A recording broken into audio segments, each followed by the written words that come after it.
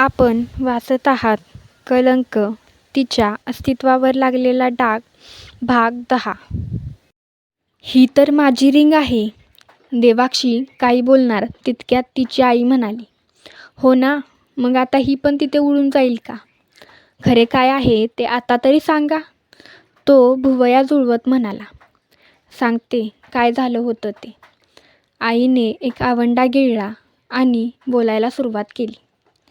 त्याची आणि माझी बरीच भांडणे झाली होती. आईने असं बोलून घडलेली सर्व घटना सांगायला सुरुवात केली. पावसाळ्याचे दिवस असल्यामुळे रस्त्यावर पाणी आणि चिखल यांची किचकिच असते. एक दिवस मी खरेदीसाठी मार्केटला गेले होते. घरी जाताना कुठल्या तरी काळ्या रंगाची गाडी स्पीडने येऊन मला धक्का देऊन गेली. माझी नवीनच साडी असल्यामुळे चिखलात घाण झाल्यामुळे ती खराब झाली. भर म्हणून माझ्या हातातले सगळे सामान खाली पडले. घेतलेल्या सगळ्या भाज्या नाल्यात पडल्या. माझ्या हातापायाला सुद्धा खरचटलं. याच गोष्टीचा मला भयंकर राग आला होता. त्या माणसाला अद्दल घडवण्यासाठी मी रिक्षा पकडली.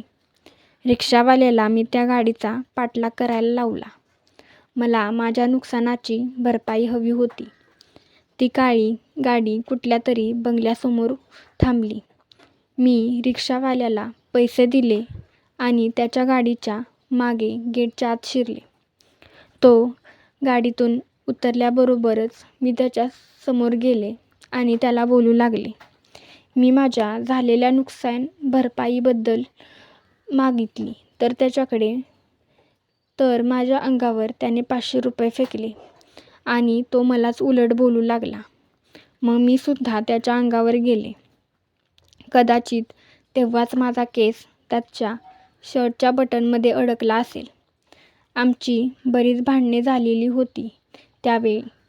त्याने मला तिथून आपल्या हातांनी ओढत हाकलून काढलं. तेव्हाच कानातले सुद्धा पडले असेल. आई एवढे बोलून थांबली. पण बाकीचा या खुनाशी आमचा काही संबंध नाही, त्या पुन्हा म्हणाल्या. एवढं सांगायला तुम्ही एवढा वेळ लावला? ही गोष्ट तुम्ही आम्हाला फर्स्ट टाईमलाच बोलू शकत होता की जेव्हा आम्ही तुमच्या घरी आलो होतो तेव्हा का सांगितलं नाही? की स्टोरी तयार करायलाच एवढा वेळ लागला? त्याने प्रश्न विचारत भुवया उंचावल्या. तसं त्यांनी भीतीने एक आवंडा गिळला. आता पुढे काय बोलायचं याचाच विचार त्या करू लागल्या. मला भीती वाटत होती की उगाचच मी ही गोष्ट तुम्हाला सांगितली आणि फक्त भांडणं झाली म्हणून तुम्ही मला जेलमध्ये टाकले तर? आई आपल्या चेहऱ्यावरचा घाम पुसत म्हणाली. बरं, ते सगळं ठीक आहे, पण तरीही मग ही गोष्ट तुमच्या मुलीला कधी बोलला नाही का? नाही म्हणजे ही गोष्ट तुमची मुलगीसुद्धा आत्ता सांगू शकत होती, पण तिने सांगितलं नाही. त्याने पुन्हा त्यांना शब्दात अडकवायचा प्रयत्न केला. ती त्यावेळी घरी नव्हती आणि नंतर मी सुद्धा तिला ही गोष्ट सांगायचे विसरले. आई त्याच्या शब्दात अडकायचं नाही ही जणू शपथच घेतली होती त्यांनी. पण तो सुद्धा अशी सहज हार मारणारा नव्हता. त्याने सुद्धा आपला दुसरा फासा फेकला. मग कधी ना कधीतरी आठवलंच असेल ना तुम्हाला, स्पेशली जेव्हा त्याच्या खुनाची न्यूज तुम्ही टीव्हीवर बघितली तेव्हा तर तुम्ही ही गोष्ट यांना सांगायला हवी होती की या व्यक्तीबरोबर मी खून झाला आहे त्या दिवशी भांडले होते. तो त्यांच्यावर आपली नजर स्थिर करत बोलला, कारण हेच उत्तर ठरवणार होतं की त्यांचं बोलणं कितपत खरं आहे ते. त्यांनी थोडा वेळ पॉज घेतला. चेहरा आता घाबरागुबरा झाला होता. त्याही परिस्थितीत त्यांनी स्वतःला नॉर्मल ठेवलं आणि पुढचं उत्तर अगदी शिताफीने दिलं. तो अजूनही त्यांना नोटीस करत होता. जणू त्यांनी उत्तर कितीही खरं दिलं तरी त्यांचे हावभावच सांगणार होते की त्या कितपत खरं बोलत होत्या. बघितलं ना आत्ताही ती किती घाबरलेली आहे. आणि मी जर तिला हे सांगितलं असतं की तिची आई एका खून झालेल्या व्यक्तीशी भांडून आलेली आहे तर ती घाबरली असती. तिने या गोष्टीचं अजूनच टेन्शन घेतलं असतं. आई पुन्हा त्याला म्हणाली, तिच्यापेक्षा तर तुम्हीच घाबरलेला वाटत आहात ना सध्या तरी. तो म्हणाला. तसं त्यांच्या शरीरात भीतीची वीज कडाडली. कसं असतं, प्रत्येक व्यक्तीची खोटं बोलण्याची एक लँग्वेज असते. समोरची व्यक्ती असं कितीही भासवत असली ना की मी जे बोलते ते खरंच आहे, तरीही एक गोष्ट प्रकर्षाने जाणवते. तिचे बोलत असतानाचे हावभाव, बॉडी लँग्वेज. त्यावरूनच समजतं की ही व्यक्ती पूर्णपणे खोटं बोलत आहे की काही प्रमाणात खोटं बोलत आहे. आणि तुमच्या या उत्तराने माझं तरी समाधान नाही झालेलं. तर तुम्हाला या बदल्यात स्पेशल रूममध्ये शिफ्ट करण्यात येत आहे. असं बोलून त्याने सरिताला हाक मारली. Yes sir. ती धावतच तिथे आली. या मॅडमना आपल्या स्पेशल रूममध्ये शिफ्ट करा. तो आपले बोट नाचवत म्हणाला. Okay sir. चला, तुमची आता खातिरदारी करायची आहे. असं बोलून सरिताने आईचा दंड पकडला. आई, प्लीज सोडा तिला. तिने काहीही केलेलं नाही आहे. आम्हाला इथून जाऊ द्या. ती रडतच तिला विनवण्या करू लागली. पण तिने काही ऐकलं नाही. आईला तसंच ओढत घेऊन येऊ लागली. पाटील मॅडम, त्यांचा आत्ताच लगेच पाहुणचार करू नका, तो म्हणाला. तसं तिने होमध्ये मान हलवली आणि त्यांना घेऊन निघून गेली. आई जाताना तिला भरलेल्या डोळ्यांनी बघत होती. त्यांची ही इच्छा नव्हती त्या अंधारी कोठडीत जायची, पण आपल्या मुलीसाठी त्या काहीही करायला तयार होत्या. बरीच विनवणी करून तिला आता समजले होते की ही मॅडम आपले काही ऐकणार नाही. तिला जो या सगळ्यांचा सूत्रधार आहे त्या व्यक्तीपाशीच रिक्वेस्ट करायला लागणार होती. पुन्हा त्या व्यक्तीसमोर जायचं म्हणजे तिच्या जीवावर आलं होतं. पण आपल्या आईसाठी तिला तिथे जाणे गरजेचं होतं. देवाक्षी हळूहळू चालत तो जिथे बसला होता तिथे जाऊन उभी राहिली. अजूनही तिची हिंमत त्याच्याशी बोलायची होत नव्हती. तो आपल्या फोनमध्ये रील्स बघत होता आणि मधूनच हसतसुद्धा होता. ती काही मिनिटे आधीच तशीच तिथे उभी होती. हिंमत होत नव्हती त्याला हाक मारायची. शेवटी त्याचंच लक्ष तिच्यावर गेलं. तेव्हा त्याने आपला फोन बंद केला आणि देवाक्षीकडे थोडा वेळ या आशेने बघत बसला की ती स्वतः काहीतरी बोलेल. तुम्हाला काहीतरी बोलायचं होतं का? न राहून शेवटी त्यानेच विचारलं. तिने फक्त होमध्ये मान हलवली. मान अजूनही खालीच होती. या चेअरवर बसून बोला. त्याने चेअरकडे इशारा केला. ती बिचकतच त्याच्यासमोर जाऊन बसली. एकदा वर बघितलं तर तो आपले दोन्ही हात टेबलवर ठेवून तिच्याकडेच बघत होता. तिने लगेचच आपली नजर दुसरीकडे वळवली.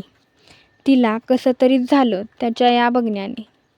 अजूनही ती शांतच बसलेली होती आणि तो वाट बघत होता तिच्या बोलण्याची. आणि तीसुद्धा वाट बघत होती आपल्या शब्दांची जुळवाजुळव होण्याची. आईबद्दल बोलायचं असेल ना तुमच्या? न राहून बिचाऱ्याने शेवटी स्वतःच प्रश्न केला. तिने यावर फक्त होमध्ये मान हलवली. आता हे पण मानेनेच बोलणार आहात का? पुरता वैतागला होता तो. आता तिने परत नाहीमध्ये मान हलवली. त्याने काहीशा चिडलेल्या नजरेनेच तिच्याकडे बघितले. तसं तिला परत जाणीव झाली की आपण पुन्हा एकदा तशीच मान हलवली आहे. सॉरी, ती मांजरीच्या आवाजात म्हणाली. बरं, हे तरी तोंडाने बोलली, नाहीतर मानेची ही भाषा मला तरी समजलीच नसती. तो तोंडातच पुटपुटला. काही म्हणालात का तुम्ही? त्याला त्याची खुसूरपुसूर ऐकायला आली म्हणून तिने हळूच आवाजात विचारलं. काही नाही. तुम्ही बोला पटकन, काय बोलायचं आहे ते. त्याने तिच्याकडे रोखून बघितले. प्लीज आईला जेलमध्ये नका टाकू. तिची काहीच चूक नाही आहे यात. तिने खून केला नाही आहे त्या संग्रामचा. देवाक्षी त्याला विनवणीच्या सुरात म्हणाली. बोलताना तिच्या डोळ्यात पाणी जमा झालं होतं. तुमच्या माहितीसाठी बोलतो. माझं ग्रॅज्युएशन सायकॉलॉजीमध्ये झालेलं आहे. म्हणजेच माणसाच्या मनाचे शास्त्र. पहिल्यापासूनच मला माणसाची मनं ओळखायला खूप आवडतं. तुमच्या आईच्या हावभावावरूनच मला समजलं की त्या खोटं बोलत आहेत. तुमची यात मदत झाली काही पॉईंट्समध्ये की ही रचलेली स्टोरी आहे समजायला. तो आपल्या चेहऱ्यावर खतरनाक स्माईल आणत म्हणाला. सगळ्याच गोष्टी खोट्या असतात असं नसतं ना. देवाक्षी थोडा वेळ काहीतरी विचार करून म्हणाली. हो, तुमच्या आईचंही सगळं बोलणं आणि माहिती खोटी नसू शकते आणि मे बी खरीही नसू शकते. आग्नेय आपल्या हातातील गोल्डन पेन 2 बोटांमध्ये फिरवत तिच्याकडे बघत म्हणाला. ती त्याच्या बोलण्यावर स्तब्ध झाली. पुढे काय बोलायचं हे सुचायचं सुद्धा बंद झालेलं आता. तुमच्यापेक्षा तुमची आई खूप ब्रेव आहे. प्रत्येक गोष्ट अगदी शिताफीने हाताळतात. मास्टर आहे सगळ्यात. तो पेन गोल गोल फिरवत म्हणाला. तिने यावर कुठलीच रिॲक्शन दिली नाही, पण मनोमन त्याच्या बोलण्याने घाबरली. मला वाटतं तुम्हीही तुमच्या आईसारखे बोलायला हवं. निदान खोटं बोलाल पण काहीतरी बोलाल तरी. समोरच्याला हे तरी समाधान वाटेल की ही व्यक्ती निदान बोलते तरी. असे बोलून आग्नेय स्वतःच हसू लागला. तिला त्याच्या बोलण्याचा रागच आला. तिला असं वाटलं की माझ्या प्रत्येक गोष्टीवर चर्चा करून हसणारा हा कोण? याला काय करायचं आहे? मी बोलेन नाहीतर नाही बोलणार. माझी काय परिस्थिती आहे हे मलाच माहीत. मूर्ख कुठला. ती आपल्या मनातल्या मनात म्हणाली. मनात बोलत असाल ना मला. तिच्या चेहऱ्यावरचे रागीट एक्सप्रेशन बघून तो बोलला. त्याचा चेहरा आता थोडा सिरियस झालेला होता. तिने घाबरून निरागसपणे 2-3 वेळा नाहीमध्ये मान हलवली. It's okay. निदान मनात तरी बोलत आहात. नाहीतर प्रत्यक्षात बोलायचे 12 वाजलेले असतात. तो पुन्हा हसत म्हणाला. हा खरंच महाखाल आहे. सगळं कसं समजतं याला. नाही, नको काही बोलायला आता. नाहीतर पुन्हा मनातलं ओळखेल हा. देवाक्षी मनातल्या मनात स्वतःच म्हणाली. ओके, झालं असेल तर तुम्ही जाऊ शकता. आग्नेय तिला म्हणाला. तसं देवाक्षी तिथून उठून जाऊ लागली. काही अंतरच ती पुढे गेली असेल तेवढ्यात त्याने तिला पुन्हा हाक मारली. वेट देवाक्षी. आग्नेय तिला काहीतरी आठवत म्हणाला. त्याच्या तोंडून स्वतःचं नाव ऐकून तिच्या पोटात कसं तरी झालं. ती थोडा वेळ तशीच पाठमोरी उभी राहिली. पुन्हा त्याच्या समोर जायचं म्हणजे तिच्या जीवावर आलं होतं. ती मागे वळली आणि शहाण्या बाळासारखे त्याच्या समोर जाऊन उभी राहिली. चेहरा एकदम बारीक केला होता. तिच्या या कृतीवर त्याला हसूच आले, पण त्याने आपल्या चेहऱ्यावर तसं काही दाखवलं नाही. काय बोलायचं होतं? तिने कडू कारलं खाल्ल्यासारखं तोंड करत विचारलं. बोलायचं नव्हतं, विचारायचं होतं. बराच वेळ लागेल, सो बसून घ्या. आग्नेयने तिला बसण्याचा इशारा केला. देवाक्षी चेअरवर जाऊन बसली. पण आता हा काय करणार या विचारानेच तिचं हृदय धडधडू लागले. जर मला वाटले की तुम्ही उत्तर बरोबर देत आहात तर मी तुम्हाला इथून जाऊन देईन. आणि जर खोटं उत्तर दिलं तर इथेच आईबरोबर स्पेशल रूममध्ये ठेवेन. मान्य? त्याने भुवई उंचावत विचारली. तिने बारीक तोंड करूनच होमध्ये मान हलवली. असंही दोन्ही बाजूंनी तर फायदा तुमचाच आहे. उत्तर बरोबर दिले तरी इथून सुटाल आणि नाही दिले तरीही इथे आईजवळ राहण्याचा चान्स भेटेल. लकी वन आहात.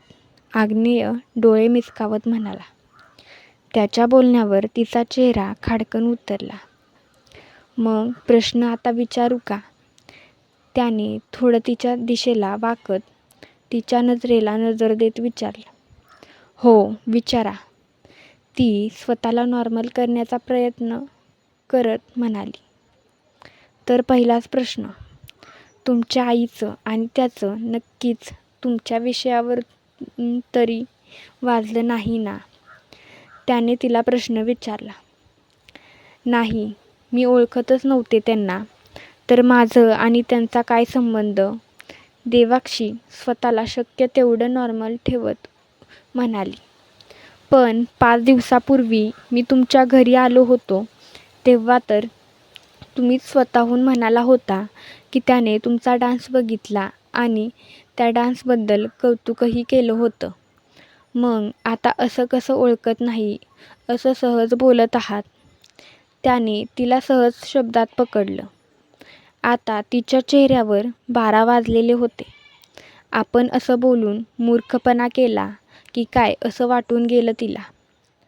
मला वाटलं तुम्हाला बरेच प्रश्न विचारावे लागतील, पण पहिल्याच प्रश्नात अडकला तुम्ही, तेही स्वतःहून. आग्नेय असं बोलून खुनशी हसला. त्याचं हसू बघून तिला असं वाटून गेलं की काळच आपल्याला हसत आहे आणि आता तो आपल्याला गिळून टाकेल. देवाक्षीने भीतीने आवंडा गिळत डोळे गच्च मिटले. श्वास घशातच अडकला होता तिचा. ओळखत नाही असं म्हटलं, पण भेट झाली नव्हती असं कुठं म्हटले मी? देवाक्षी स्वतःच्या कुटील बुद्धीचा जितका शक्य वापर करता येईल तेवढा वापर करून म्हणाली. तिने आता आपले डोळे उघडलेले होते. येतंय की तुम्हाला पण बोलायला? वाटलं नव्हतं इतक्या लवकर सहज शब्दात हरवाल मला. नाईस, तो आपल्या ओठांच्या कडावर नेत म्हणाला. देवाक्षी त्याच्याकडून बघून जबरदस्ती हसली. खरंच आहे ना, जेव्हा वाघ हरणाची शिकार करत असतो तेव्हा त्याला जीव तोडून पळावंच लागतं, नाहीतर त्याला आपल्या जीवापासून मुकावं लागेल. देवाक्षी मनातच म्हणाली. चला मग, अजून अडकला नाही माझ्या शब्दात? अजून प्रश्न विचारायला हवेत? आग्नेय तिच्या नजरेला नजर देत म्हणाला. तसं ती मनोमन घाबरली, पण तिने स्वतःला शांत ठेवलं. त्याला तिच्या डोळ्यातले भावसुद्धा समजून द्यायचे नव्हते. जेव्हा त्यांनी तुमचा डान्स बघितला तेव्हा तो काय म्हणाला तुम्हाला? आग्नेयने तिला विचारलं. डान्स छान करता तुम्ही असं म्हणाले ते. देवाक्षी म्हणाली. बस एवढंच? तुमच्या सौंदर्याची स्तुती केली नाही का? त्याने विचारलं. त्याच्या या प्रश्नावर तिने गोंधळून त्याच्याकडे बघितलं. कसं आहे, तुमच्यासारख्या सुंदर मुलीशी बोलताना कोणाला तुमच्या सौंदर्याची स्तुती न करता कसं राहावेल? म्हणून आग्नेय तिला म्हणाला. ती कितीतरी वेळ तशीच गप्प होती. तो वाट बघत होता ती कधी बोलेल, पण तोंड उचकटेल तर शपथ. त्याच्या या बोलण्याने दोघेसुद्धा ऑकवर्ड झाले होते. Are you feel awkward? त्याने कपाळावर आठ्या आणत विचारले. तिने नाहीमध्ये मान हलवली, पण प्रत्यक्षात खरंच ती ऑकवर्ड झाली होती त्याच्या अशा बोलण्यामुळे. तुम्ही खरंच ऑकवर्ड झाला आहात. सॉरी, माझ्या बोलण्याचा अर्थ वेगळा नका घेऊ. पण प्रश्न आहेत तर विचारावे तर लागतीलच. माझं इंटेन्शन तुम्हाला कॉम्प्लिमेंट देण्याचं नव्हतं. त्याला स्वतःच्या बोलण्याचाच राग आला, त्यामुळे आता सारवासारव करू लागला. देवाक्षी बराच वेळ शांत बसली होती. तिला आग्नेयला काय बोलू हे सुचत नव्हतं. तो सुद्धा बराच वेळ शांत बसला. आपल्याच बोलण्याचा राग येत होता त्याला. कोणत्याही मुलीला असा प्रश्न विचारून सरळ सरळ कॉम्प्लिमेंट दिल्यासारखं वाटलं. इट्स ओके, काही प्रॉब्लेम नाही. देवाक्षी एवढंच बोलू शकली. त्याने आता तो विषय डोक्यात जास्त न ठेवता बाकीचे प्रश्न विचारायला सुरुवात केली. त्यानंतर काय बोलला तो तुम्हाला? त्याने विषय बदलत पुन्हा प्रश्न विचारला. काही नाही एवढंच म्हणाली ती. ती मान खाली घालून म्हणाली. एवढंच म्हणजे दुसरं काहीतरी बोललाच नाही का तो? त्याच्या आता रागाचा पुन्हा पारा वाढला होता. त्याने दातवट खात आपल्या दोन्ही हात टेबलवर आपटले. तसं ती घाबरली. एखाद्या घायाळ मांजरीसारखं थरथरू लागली. नाही, तिने बराच वेळ घेतला उत्तर द्यायला. सर, मला वाटतं आपण हिलासुद्धा स्पेशल रूममध्ये शिफ्ट करावं. तिथे ज्या फॅसिलिटीज तिला मिळतील त्यामुळे ती सगळं पटपट सांगेल, सरिता मॅडम त्याला म्हणाल्या. Yes, you are right. त्याने एकदा सरिताकडे आणि एकदा देवाक्षीकडे बघत म्हणाला. कलंक, तिच्या अस्तित्वाला लागलेला डाग या कथेसंबंधित अजून अपडेट्स मिळवण्यासाठी माझ्या यूट्यूब चॅनलला सबस्क्राईब करा.